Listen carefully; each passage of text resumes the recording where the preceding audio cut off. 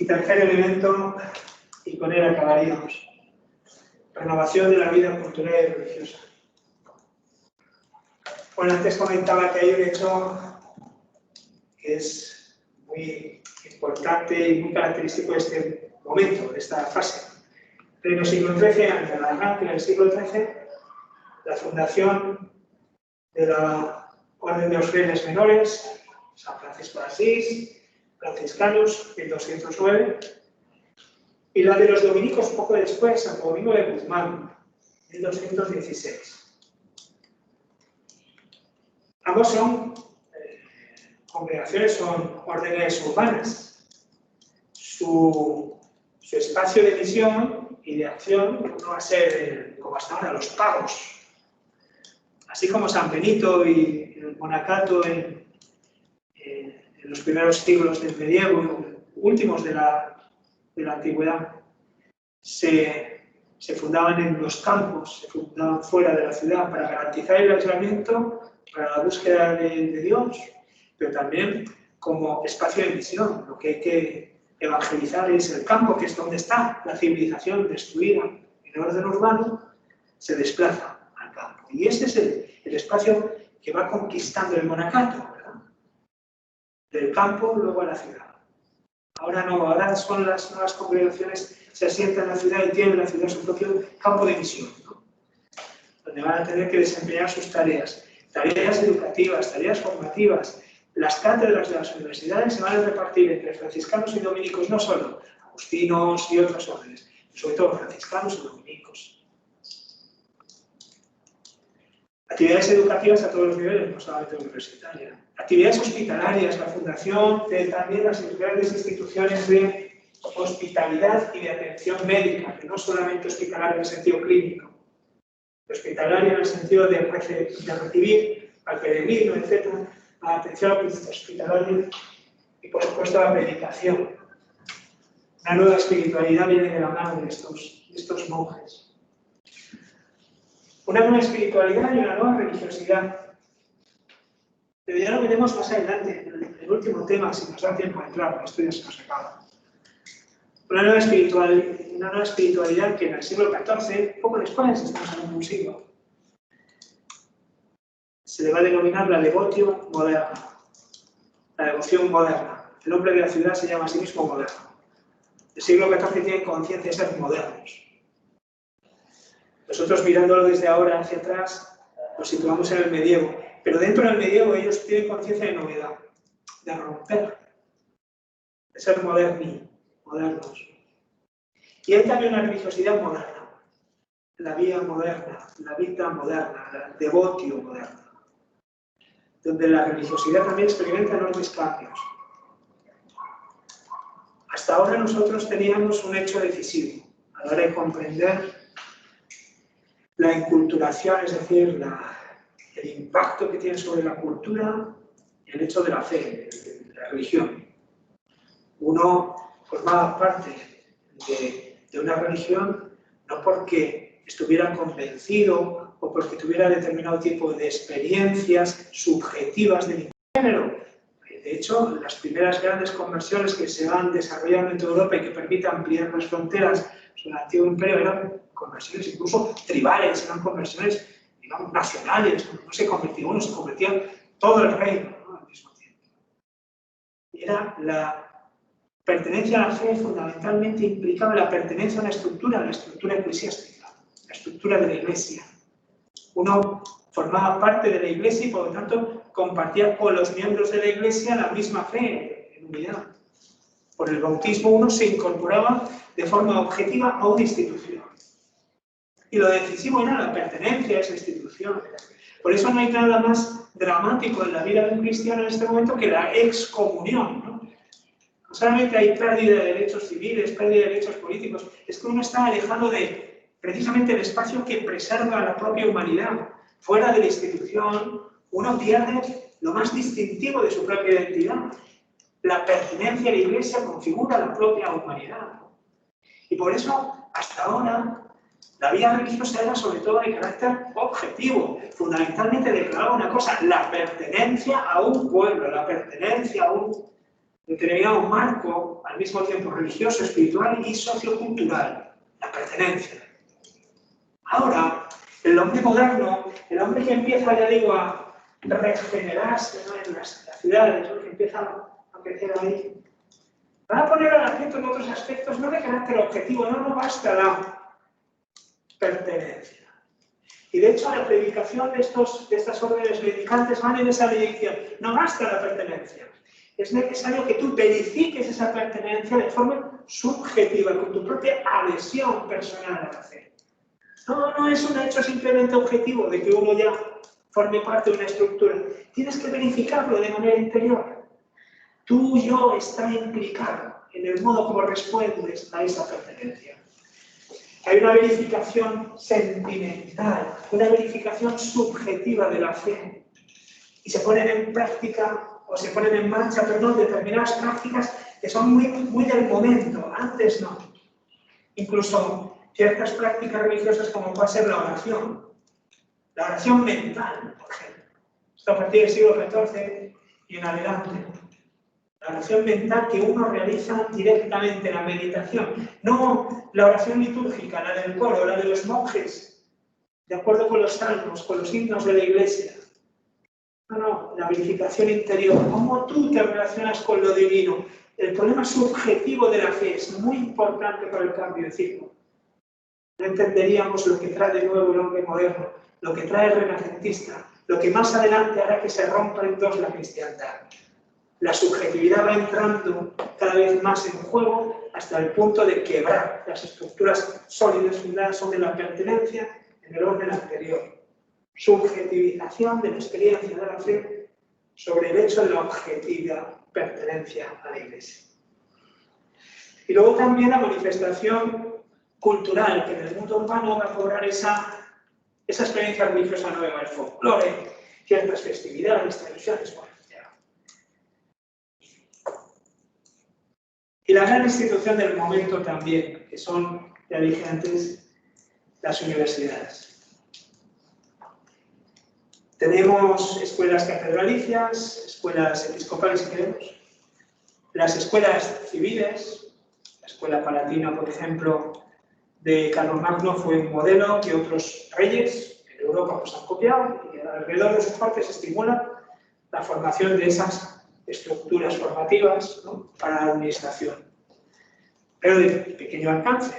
Luego tenemos también que el desarrollo de la burguesía, de la ciudad y del comercio origina nuevas estructuras de conocimiento, también escuelas civiles, sobre todo municipales. Las propias comunas financian la fundación de una escuela donde se puedan formar los niños en los rudimentos de la lengua, escuelas de gramática, o en los rudimentos de los números, que son actividades muy importantes para el desarrollo futuro de su labor comercial. Bueno, son escuelas que se van extendiendo en toda Europa. Y esas escuelas, enseguida, se van a ver acompañadas por la aparición de una nueva institución, que no es el resultado lógico de todas ellas. No es que todas estas escuelas den lugar a la universidad, sino que es el complemento necesario. Cuando ya la cultura está apuntando, ¿verdad?, a un nivel de sofisticación mayor. Que las universidades se van a estandarizar, por ello va a ser un motor decisivo en la evolución cultural de Europa en los siglos XIII y XIV en adelante.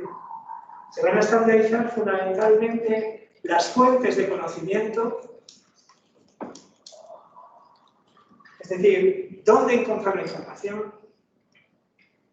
Lo que se va a hacer en las universidades fundamentalmente va a ser poner en comunicación esas fuentes. Es decir, poner en relación a los alumnos, a los universitarios, con esas fuentes en las que se concentra, se conserva el conocimiento. Fuentes que son, algunas de ellas, fuentes teológicas, los santos padres, San Agustín, los santos. O fuentes, cada vez más también, del mundo pagano, del mundo antiguo. Fuentes griegas. Fuentes griegas que empiezan a conocerse también en Europa y se distribuyen gracias a la traducción al latín, que se hace tanto aquí como fuera. Gracias también al trabajo de algunos intérpretes y glosadores y comentaristas musulmanes, ¿no? Se empieza a difundir dónde está el conocimiento, esas fuentes. Y a la universidad solamente se va a tratar de poner en relación a los universitarios con sus fuentes. Y se estandariza, por lo tanto, también el uso de esas fuentes, las traducciones, cada vez más importantes, los libros en los que se van a recoger todas esas enseñanzas. Y sobre todo una estandarización metodológica. Porque esto hay que hacerlo según un método, según alguna regla. La estandarización del método es lo que conocemos por escolástica. La escolástica es el método genuinamente universitario, sobre todo en los primeros siglos. Tiene sus raíces antes, en el siglo XI en adelante. Pero sobre todo con la universidad esto ya se sanciona, como el método universitario. Al principio, las raíces preuniversitarias del método escolástico, sobre todo la transmisión del conocimiento, giraba alrededor de una actividad que ahora se va a recoger y se va a completar, que era la lectio. ¿Y qué era la lectio? Pues la lectio era la lectura y discusión de un texto. Y por eso el profesor imparte lecciones, porque lo que hace es leer y contextualizar el sentido de lo que van a leer.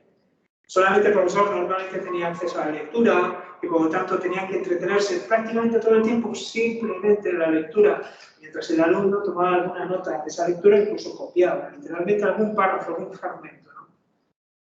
Pero lo importante era la lectura, poner en relación al alumno con la fuente, la lectio. Con el tiempo, esa lectio se va a completar y el método escolástico contempla tres grandes momentos: la lectio, la questio y disputatio. La lectio en el sentido de la lectura, el manejo de las fuentes, el conocimiento que nos ha llegado hasta el presente. Poder salvar la distancia de ese tiempo y transmitirle en un solo momento al alumno toda esa experiencia. Claro, esto en la universidad es un canal, ¿no?, de recuperación del tiempo formidable. Todo el pasado se pone en presencia de cada alumno en el presente. La questio es la capacidad de dialogar sobre todo con esas lecturas y con esos autores del pasado. Plantearles cuestiones. No darlo, por lo tanto, como algo cerrado, como un conocimiento ya cerrado, sino con capacidad de estimular el pensamiento crítico. Ver cuáles son los problemas que suscita esa interpretación. Ver cómo hay alguien que ha escrito algo que entra en contradicción con aquello que hemos leído, ¿no? Establecer una relación entre autores, doctrinas, posiciones, cuestión. Y después de la cuestión disputatio, se pregunta, se reflexiona, se buscan los puntos críticos de esa cuestión. Estandarización de fuentes, estandarización de métodos y estandarización de conocimientos. Lo que hoy llamamos grados, licenciaturas, doctorados. Bueno, pues esto es lo que se estandariza con la universidad. Se les provee a los alumnos universitarios, aquellos títulos que con reconocimiento eclesiástico y civil de cada rey les van a permitir el ejercicio de una profesión.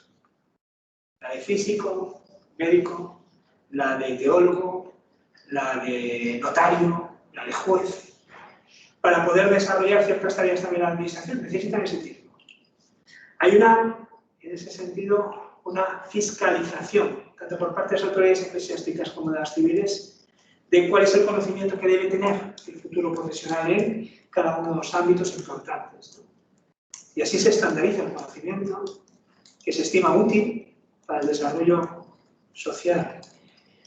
Útil no en el sentido que nosotros consideramos un conocimiento útil, útil en el sentido que ellos lo consideramos un contenido útil.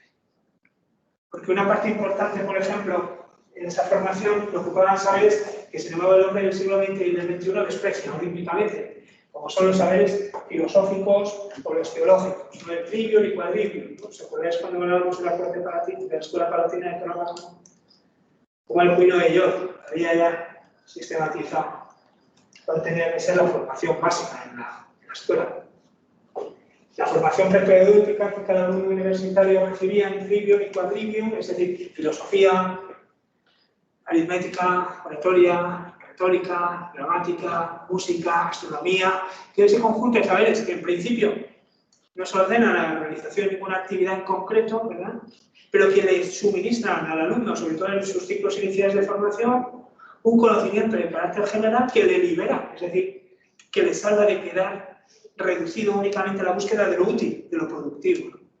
Son las artes liberales.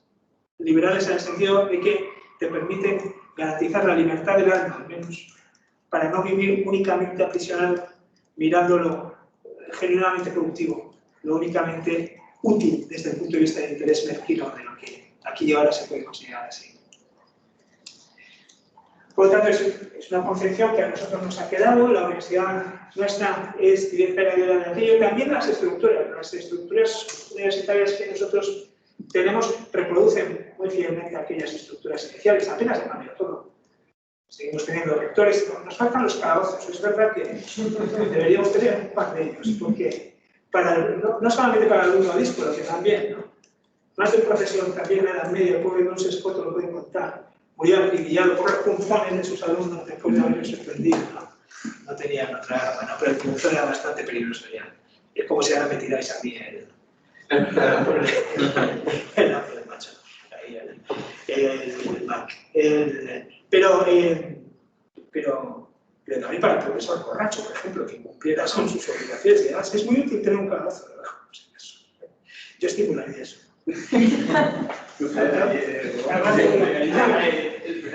Además de uno. Pero tenéis aquí un vínculo, una página. Las diapositivas que ya las tenéis disponibles en Blackboard. Sí. Ahí tenéis un vínculo que os lleva a un artículo donde un catedrático de historia también cuenta cómo se distribuye ese centro escolástico y cómo la universidad vive. De todos modos, a mí quien me interesa que le demos espacio para que nos cuente es Alfonso X. Será la semana que viene cuando él nos contará cómo se estructura la universidad. Fijaos, con esto ya acabamos. A mediados del siglo XI no había prácticamente punto en toda Europa en la que no hubiera una importante escuela catedralicia o urbana suficiente para garantizar la formación de toda la población para los cargos de la ciudad o del comercio o lo que fuese. Muchos de ellos, los veis aquí en verde, son de carácter eclesiástico, pero otros muchos son civiles, ¿no? Financiados, asegurados también por reyes, príncipes, los nobles, los condes, en fin, cada una de ellas tiene su propio estatuto. Aquí, por ejemplo, en la España, por ejemplo, musulmana, tenemos el gran centro de Córdoba y el de Toledo, ¿no? También Compostela, ¿no? Que es una antigua iglesia catedralicia de importancia. La universidad, ahí hay algunas que se disputan cuando nace. La universidad cuando nace es en el siglo XI. Muchas veces alrededor de escuelas previas. Después de esas escuelas normalmente se fundan colegios. Después de los colegios, estudios generales. Y después de los estudios generales, la universidad. Normalmente los estudios generales tienen un alcance más limitado que una universidad. La universidad ya provee, además, títulos acreditados oficialmente con un carácter más generalista. Digamos, perdón, más especializado. Los estudios generales tienen un carácter más generalista, por eso el nombre de estudios generales. También porque refieren a una población muy variopinta, es decir, que los estudios generales uno va donde quiere, no son estudios particulares. Los estudios particulares se centran en una población y reciben los miembros de esa población. Los estudios generales son gente procedente de 1000 puntos, ¿no? Distintos, lo que da una riqueza extraordinaria. Las primeras universidades las vemos aquí, por ejemplo, Bolonia a finales del siglo XI, en 1088, Oxford en el 96, universidades en cuanto tal. Los estudios generales es otra cosa. París, aunque es un centro que procede de antes, pero se funda como estudio general ya en el siglo XI, 1150. Y aquí tenemos, por ejemplo, en España la primera, que es en 1212, en Palencia. La Universidad de Palencia, no la Universidad de Palencia, la Universidad de Palencia. Hay quienes piensan que la Universidad de Palencia fue una escisión de la Universidad de Valladolid, pero tenía un estatuto propio, hasta el punto de que Santo Domingo de Guzmán estudió en la Universidad de Palencia. Luego duró pocos años y se vino abajo. Pero antecede a la que solemos considerar la gran universidad española, la primera, Salamanca. Unos pocos años, 1218, como estudio general y como universidad después. Bueno, esto va a cambiar el resto de Europa, no solamente las ideas, ¿no? Va a poner también circulación a los hombres en ese espacio de forma increíble.